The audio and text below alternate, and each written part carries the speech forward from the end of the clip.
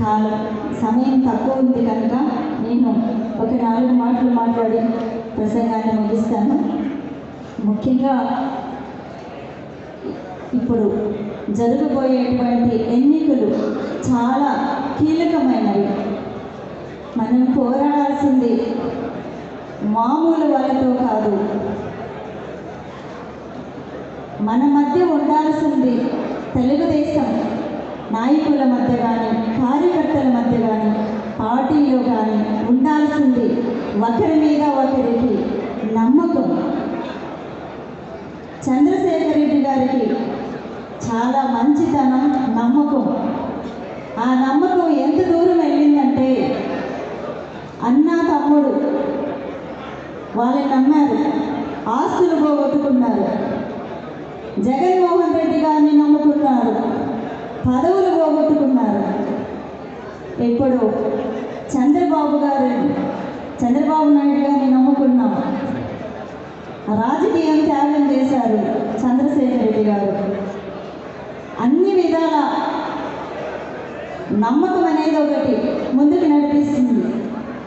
ఈ నమ్మకంలో 2 సార్లు దెబ్బతినిపోయారు చంద్రశేఖర్ రెడ్డి గారు.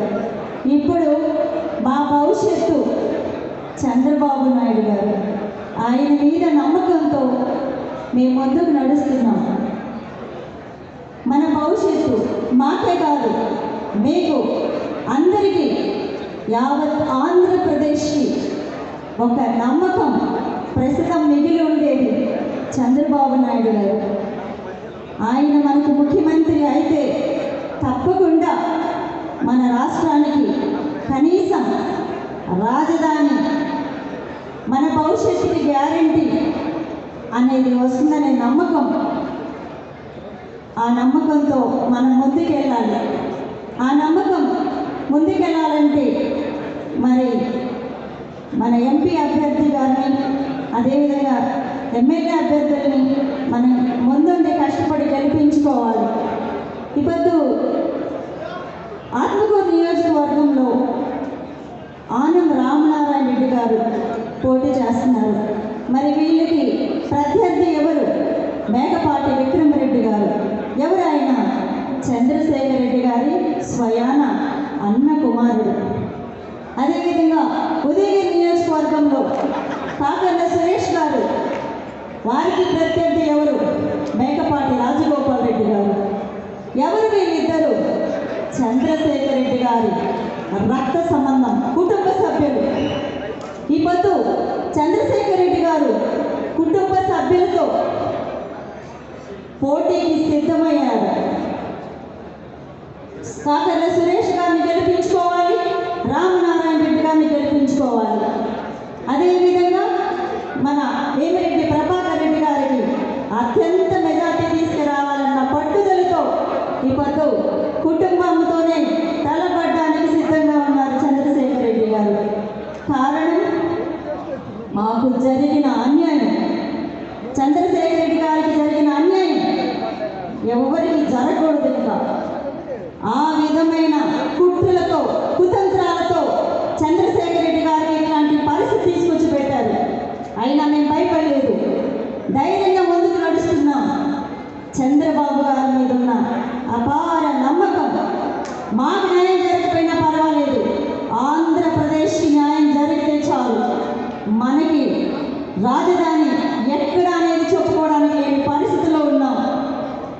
ఇవి ఎన్నిసార్లు చెప్పుకోకపోయినా అందరికీ తెలిసిన విషయమే. ఇప్పుడు ఆంధ్రప్రదేశ్ ఎలా ఉంది, హైదరాబాద్ ఎలా ఉంది, తెలంగాణ ఎలా ఉంది అనేది.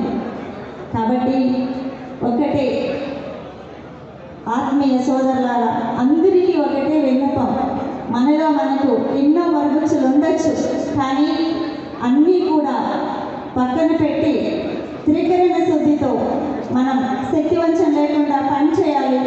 అందరూ కలిసి తెలుగుదేశం పార్టీని తెచ్చుకొని మన భవిష్యత్తుకి గ్యారంటీ కల్పించుకోవాలని కోరుకుంటూ మీ అందరి సమక్షంలో చంద్రబాబు నాయుడు గారు నాకు రాష్ట్ర ఆర్గనైజింగ్ సెక్రటరీగా నాకు ఈ పోస్ట్ ఇచ్చి నన్ను గౌరవించిన మహానుభావుడు చంద్రబాబు నాయుడు గారికి నా హృదయపూర్వక నమస్కారాలు తెలియజేసుకుంటూ రాబోయే 2020 మరి మన ప్రీతమ నేత ఆంధ్రప్రదేశ్ కాబోయే ముఖ్యమంత్రి వర్యులు శ్రీ నారా చంద్రబాబు నాయుడు గారి జన్మదినం కాబట్టి ఆ కార్యక్రమం మనం అంతా ఘనంగా చేసుకోవాలి, అందరం కలిసి చేసుకోవాలి, ఆనందంగా చేసుకోవాలి.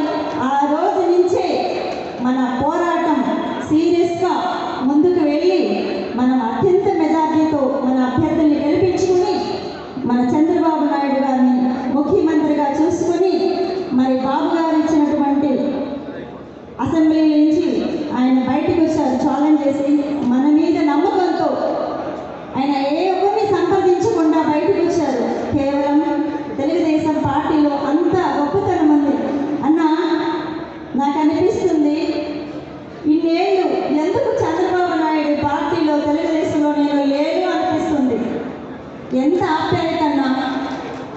నేను వైసీపీలో ఉన్నప్పుడు ఫస్ట్ టైం నేను బయటకు వచ్చాక నన్ను వైసీపీ వాళ్ళే ఇబ్బంది పెట్టారు, కానీ తెలుగుదేశం నాయకులు కార్యకర్తలు ఎవరే కానీ అప్పట్లో ఉన్న బొల్లిని రామారావు గారు కూడా ఒక్క మాట కూడా అనలేదు.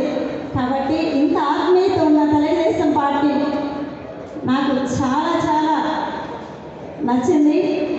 నాకు ఇంత అవకాశం ఇచ్చినటువంటి అందరికీ కూడా మీరు ఇంతసేపు